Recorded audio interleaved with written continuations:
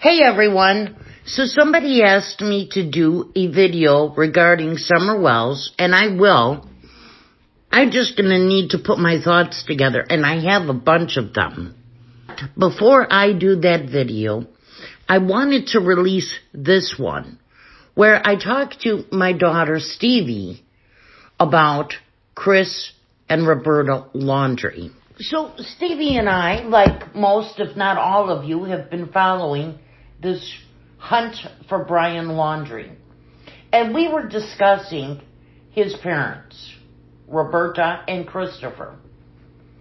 And you know how their radio silence is just deafening. And we couldn't understand why they wouldn't even cooperate with the authorities. And then Stevie came up with the theory. Stevie, would you like to present that, please? Yes.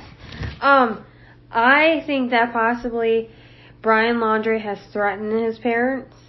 Everybody sees the stories of the kids that either poison their mom and dad, little kids now killing their parents, not little kids, but young kids killing their parents for some unknown reason.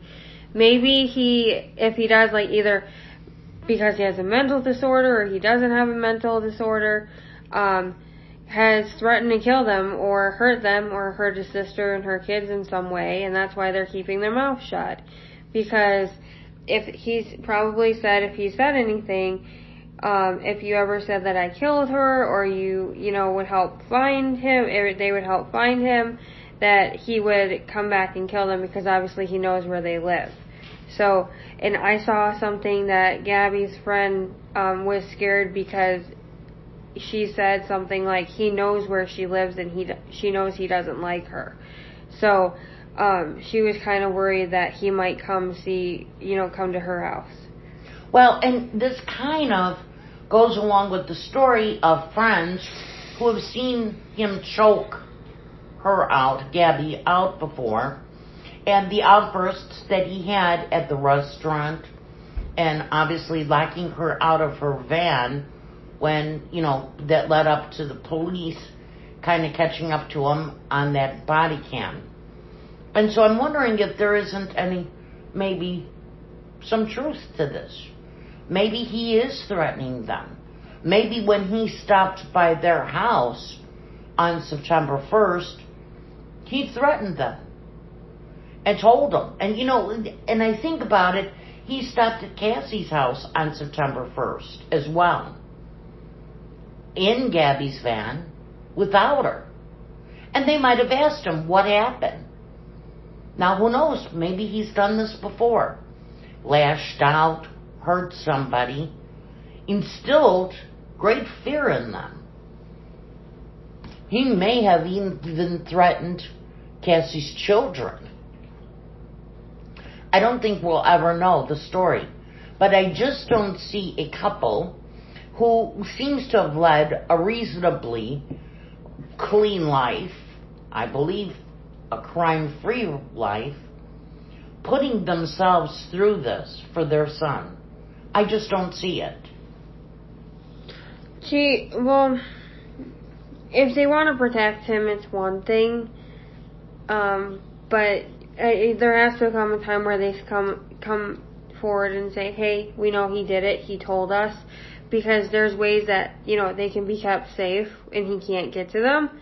His parents, his sister, and their kids and their family. But also, his sister is married, and her husband probably has his own parents, obviously, and his whole family. So he could have even been threatening his sister's husband's family, too. And everybody's just worried that if anybody says anything by accident or on purpose, that he knows where everybody is, so he might come back to hurt them. Who knows, he might have hurt them in the past. When his sister and him were growing up, if he has, mental disorders, bipolar, anxiety, multiple personality disorder, something like that, he might have, she might know that he was capable of hurting somebody. He might have had, snaps. His parents might have seen it, too, where one minute he's normal, the next minute he, doesn't know what he's doing. And maybe that's what happened with him and Gabby, because they said that he was fighting with the restaurant, the waitress at the restaurant, and Gabby went in to apologize for him. So maybe he didn't like the fact that Gabby apologized for him and got mad at her, and then eventually just snapped and killed her, because for whatever reason, maybe she mentioned something later on that he didn't like, or told him he had to do something a certain way, or because he was traveling with her in her van, said that, it's my van and we're gonna go to this campsite. He didn't want to go there, so something as simple as that might have just set him off into a rage where he couldn't control what he did. And thinking, when I watched that officer's body cam, she was very nervous and she liked to take the blame. And, yes, it's a sign of domestic violence, but I'm wondering if she was so terrified because he has lashed out before. I don't think this was the first time. And I think his parents know this was not the first time.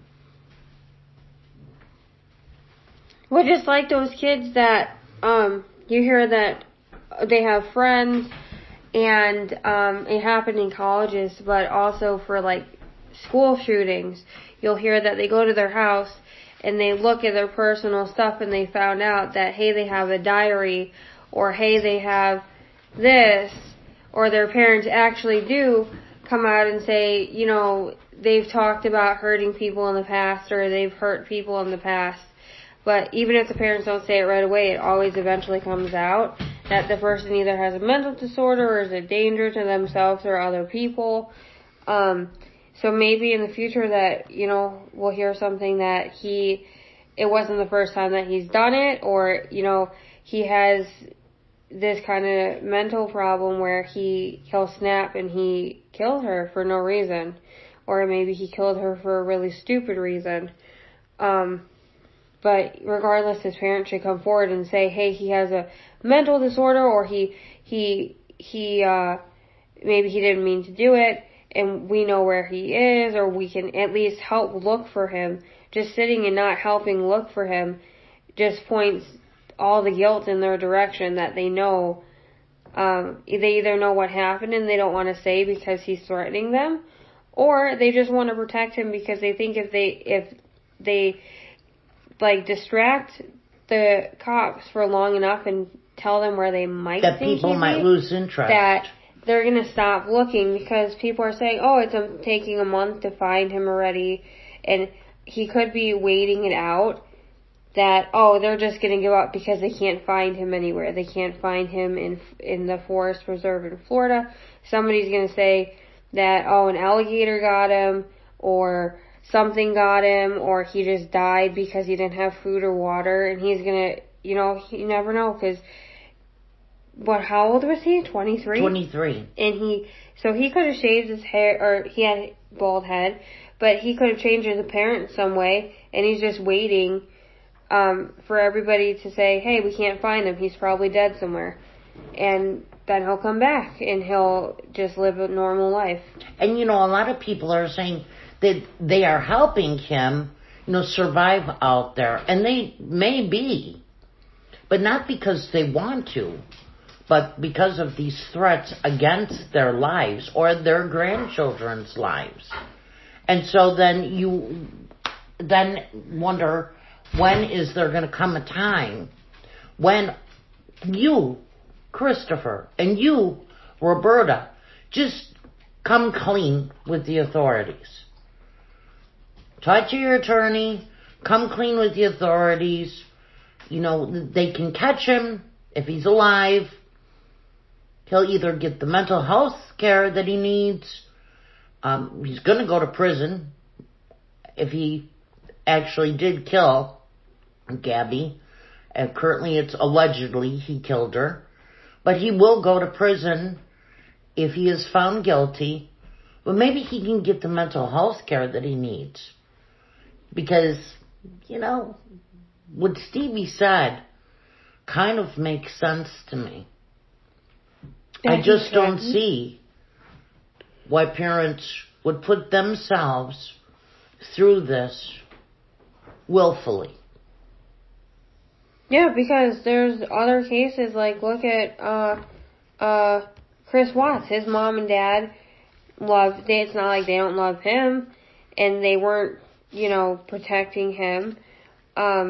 There's a difference between protecting your child and then also making them go own up to what they did, whether it be an accident, because maybe it was an accident, like he wasn't in the right, he wasn't himself, but still it should have never happened.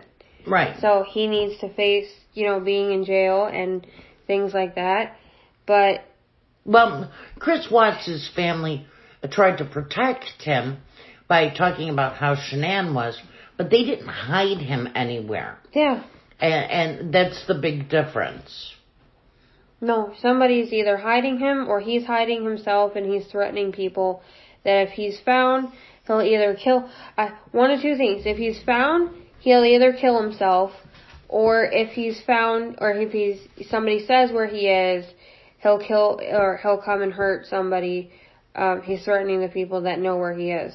And his parents, even though he may have done this, may or may not have, they don't want, and he might have told them, I'm going to kill myself if they find me.